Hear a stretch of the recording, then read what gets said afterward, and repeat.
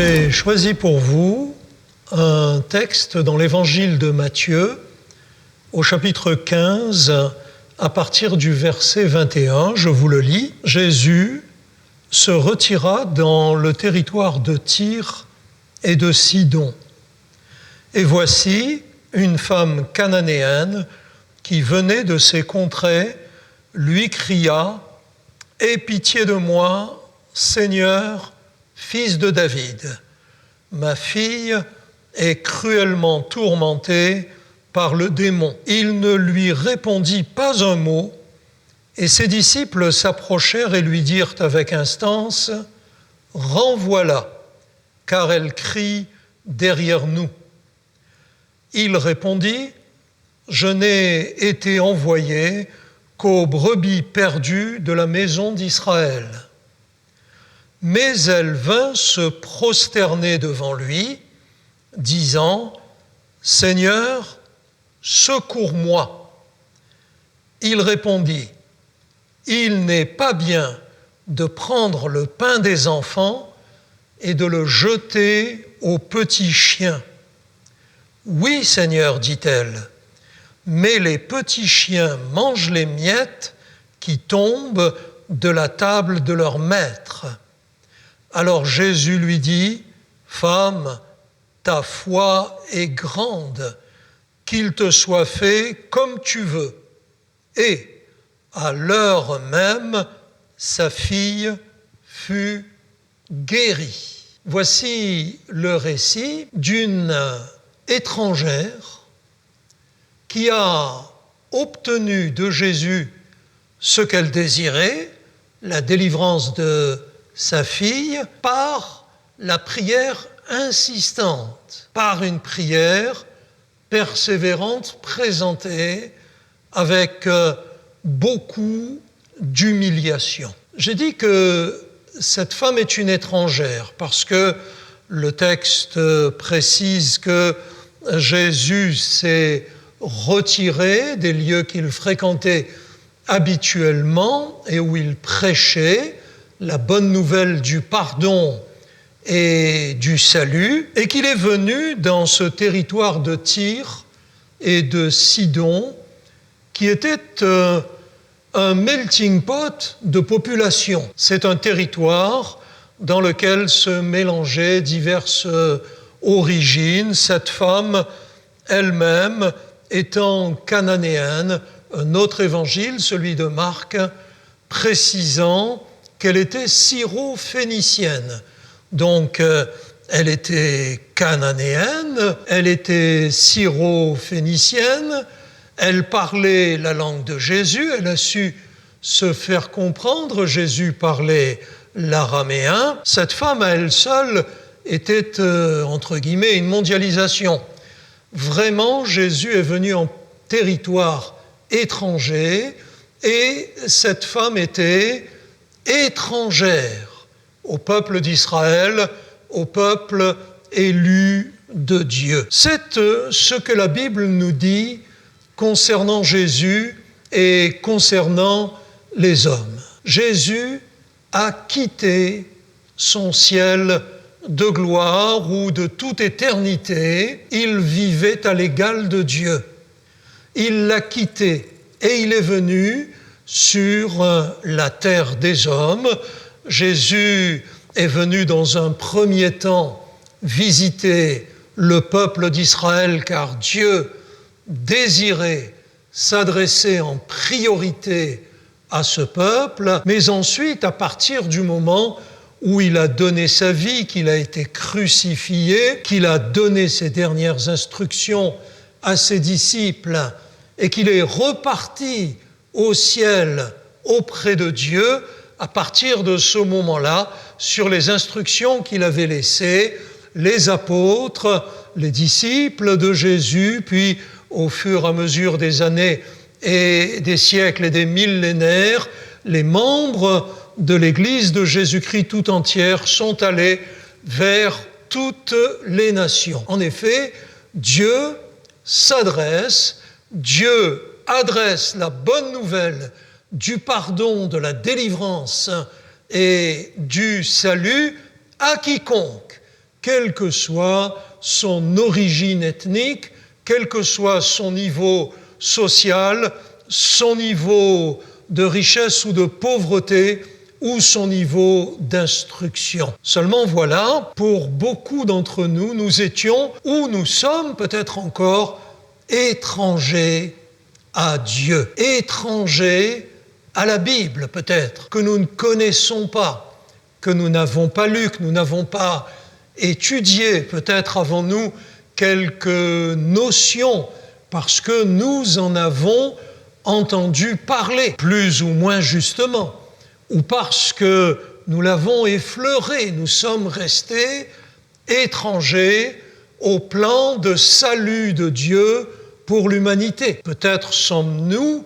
étrangers à Jésus-Christ. Nous n'avons de lui que les notions que la tradition ou les on-dit ont bien voulu nous rapporter, mais lui, personnellement, nous ne le connaissons pas. Peut-être sommes-nous étrangers à Dieu lui-même. Avons-nous pris une position de repli, d'indifférence, voire d'hostilité à l'égard du Dieu créateur et tout-puissant? Eh bien, Jésus est venu sur cette terre d'étrangers. Il est venu pour tous, envoyé par son Père. La Bible dit que Dieu nous a tellement aimés qu'il nous a envoyé Jésus. Il a envoyé Jésus au monde entier, ce qui fait que qui que nous soyons, qui que vous soyez, Jésus est venu à vous aujourd'hui simplement par le biais de cet enregistrement, de cette vidéo. Devrions-nous rester étrangers à Jésus, étrangers au plan de salut de Dieu réalisé par Jésus à la croix de Golgotha, alors qu'il a fait le premier pas vers nous? Eh bien, voyez-vous, cette femme étrangère qui avait un lourd problème, dont nous allons reparler dans un instant, cette femme étrangère a fait le pas, elle est allée elle-même vers Jésus. Et le texte nous dit, une femme cananéenne qui venait de ces contrées, Tyr et Sidon, marchait derrière Jésus et lui adressait une prière instante, est-il dit. Pas une prière superficielle ou du bout des lèvres, mais une prière du cœur. Si je puis me permettre, une prière des tripes, de tout son cœur, de toute sa force, elle s'est adressée à Jésus. Le problème qu'elle avait, c'est que sa fille était tourmentée. Je ne sais si elle était gravement malade, je ne sais si elle avait des crises apparentées à des crises d'épilepsie, je sais si elle ne souffrait de fièvre, cela n'est pas spécifié. Elle a traduit la souffrance de sa fille en ces mots: « Ma fille est cruellement tourmentée par le démon. » Tourmentée, cruellement tourmentée. Ces deux mots traduisent la souffrance de cette fille et par contre-coup la souffrance de sa mère. Mère et fille devaient avoir une relation fusionnelle, comme souvent la mère et la fille dans des conditions normales. Je l'imagine facilement, puisque cette dame a osé s'adresser à un juif, s'adresser à un étranger qu'elle appelle Seigneur, comme on appelle Dieu, et qu'elle appelle fils de David, comme on appelle le Messie lui-même. Sans doute avait-elle entendu parler de Jésus, sinon elle n'aurait pas utilisé ces termes. Jamais elle n'aurait appelé Seigneur un étranger. Jamais elle n'aurait appelé quelqu'un fils de David. Littéralement, le Messie envoyé par Dieu pour le salut du monde, mais elle l'a fait. Et peut-être nous aussi, vous aussi, avez-vous entendu parler de Jésus? Avez-vous un jour ou l'autre, par quelque moyen, quelque biais que ce soit, entendu plus ou moins parler de Jésus? La Bible nous enseigne exactement sur la personne et sur l'œuvre de Jésus. Jésus est le seul médiateur entre Dieu et les hommes. Ce n'est pas moi qui le dis, c'est Paul, Saint Paul, qui le dit dans la Bible.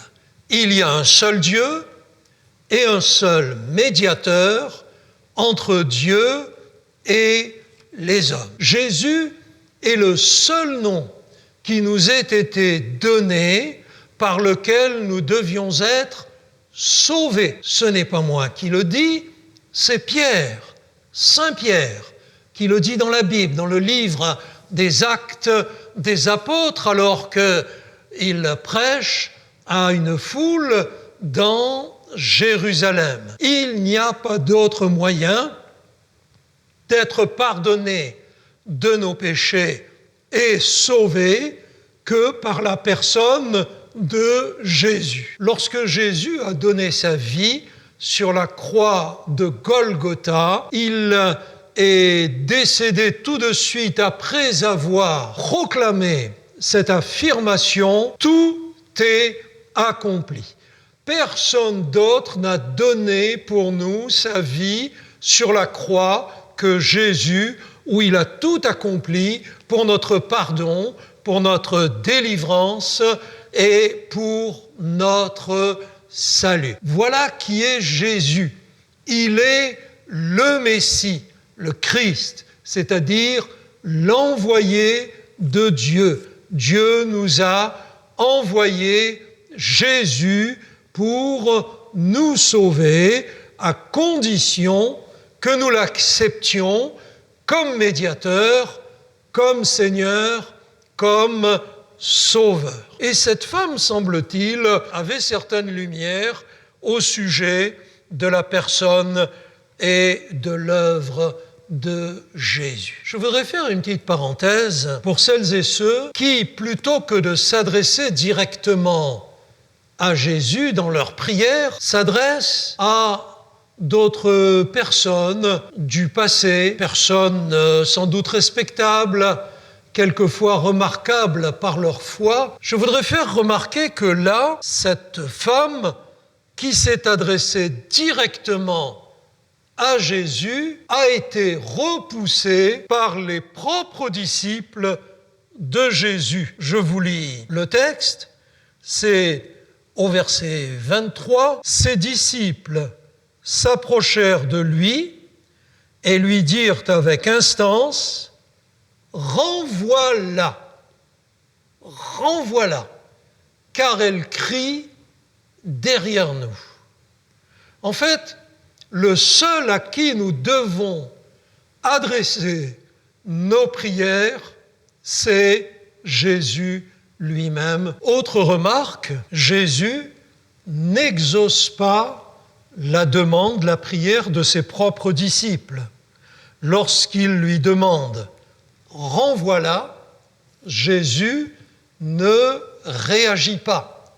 Personne ne peut interférer, personne ne peut influencer Jésus. Si nous nous adressons directement à lui, il nous entend, il nous écoute et il prend en considération l'objet de notre prière. Et pourtant, sa réaction première va être une mise à l'épreuve de la foi, de l'authenticité, de la sincérité de cette dame. Jésus lui répond « Je n'ai été envoyé qu'aux brebis perdues de la maison d'Israël. » Or, elle n'était pas originaire d'Israël. Elle n'était pas juive. Elle était syro-phénicienne, habitant le territoire de Tyr et de Sidon, elle était cananéenne. Or, dans un premier temps, Jésus avait été envoyé par Dieu pour annoncer le message de la réconciliation et du pardon à Israël, au peuple élu de Dieu. Si nous voulons connaître l'histoire du peuple élu de Dieu, il nous faut lire la première partie de la Bible que nous appelons l'Ancien Testament. Cette femme n'en était pas originaire. Et comme je l'ai dit tout à l'heure en préambule, c'est à compter de la crucifixion, de la résurrection de Jésus, puis de son ascension, qu'il a envoyé ses disciples prêcher la bonne nouvelle à toutes les nations. Aujourd'hui, nous avons ce privilège de vivre un temps de grâce, la grâce de Dieu pour toutes les nations, quelle que soit notre origine. Et devant cette fin de non-recevoir, nous apparaît alors la persévérance, l'insistance de la prière de cette femme. Verset 25, alors qu'elle vient d'entendre la réplique cinglante de Jésus qu'elle aurait pu mal prendre, qui aurait pu lui faire rebrousser chemin, non, elle va insister. Il est écrit au verset 25, elle vint se prosterner devant lui, disant « Seigneur, secours-moi ». Nouvelle réponse négative de Jésus, il répondit « Il n'est pas bien de prendre le pain des enfants et de le jeter aux petits chiens ». Il faut que je vous rappelle qu'en Orient, le terme « chien » peut être la pire des insultes. Si quelqu'un se fait publiquement traiter de chien, les choses peuvent rapidement dégénérer et se finir très mal. Or là, manifestement, c'est la réponse de Jésus à cette femme. Nous sommes Israël et vous êtes les petits chiens qui se tiennent sous la table. Et c'est là où nous mesurons, en plus de l'instance, en plus de la persévérance, de la prière de cette femme, son humilité. Son humilité. Oui, répondit-elle, mais les petits chiens mangent les miettes qui tombent de la table de leur maître. Elle en est à considérer, et publiquement, car là Jésus est entouré de ses disciples, que les miettes du maître suffiraient à résoudre son problème. Voyez-vous, quelquefois, je crois que nous nous approchons de Dieu avec plus d'orgueil et de suffisance que cette dame. Nous prions comme si les choses nous étaient dues. Or, Dieu ne nous doit rien. Il est le Créateur, il est le Dieu infini. Il a tout créé. Nous sommes comme des poussières perdues dans l'univers. Nous avons besoin de nous adresser à lui avec beaucoup plus d'humilité et de reconnaître, même si nous ne sommes pas des chiens, que nous sommes des pécheurs, des pécheresses, et que nous avons besoin du pardon de Dieu, de la purification de notre âme que Jésus, dans la souffrance et dans le sang, a acquis pour nous à la croix de Golgotha. Devant l'humilité et devant la persévérance que rien ne semble devoir arrêter de cette femme, alors Jésus lui dit « Ta foi est grande, qu'il te soit fait comme tu le veux ». Et le verset final, l'aboutissement, la conclusion, la conséquence est merveilleuse. À l'heure même, sa fille fut guérie. Ta foi est grande. a dit Jésus à cette femme. A-t-il remarqué l'instance, l'intensité de sa prière? Sans doute. A-t-il remarqué la persévérance inarrêtable, incessante de cette femme qu'il a appelée Seigneur et Messie? A-t-il remarqué l'humilité de cette femme qui a reconnu qu'elle était pécheresse et qu'elle avait besoin de la grâce de Dieu?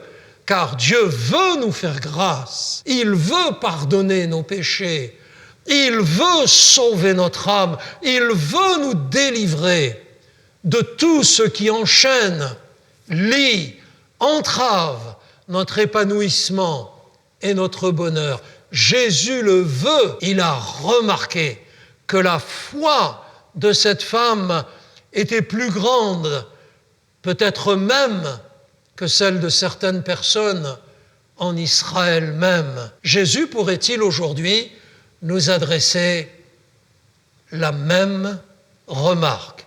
Ta foi est grande. Au fait, quelle est la taille de notre foi? Notre foi nous pousse-t-elle à nous adresser à Dieu au nom de Jésus de tout notre cœur pour notre pardon, pour notre guérison, pour notre délivrance, prioritairement pour le salut éternel de notre âme? Sommes-nous prêts à nous reconnaître devant Dieu pécheurs, pécheresses, et à nous en repentir, à demander pardon, jusqu'à obtenir ce pardon que Jésus a acquis sur la croix? Tout est accompli par l'œuvre de la croix, comme Jésus l'a dit. Sommes-nous prêts à aller jusqu'au bout avec Dieu, à lui remettre notre cœur, notre vie, notre éternité? Eh bien, je vous le souhaite, je nous le souhaite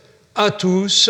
Je vous rappelle que cette femme étrangère à Dieu, étrangère à Jésus, étrangère à la grâce, au pardon, au salut, a tout obtenu par une prière directe au Fils de Dieu qui exauce la prière lorsqu'on s'approche de lui en confiance, en reconnaissant sa seigneurie, en lui confessant nos péchés et en mettant en pratique, en œuvre, notre foi. Ta foi est grande, a dit Jésus à cette étrangère, à l'heure même sa fille fut guérie, elle a obtenu l'objet de sa prière par la foi.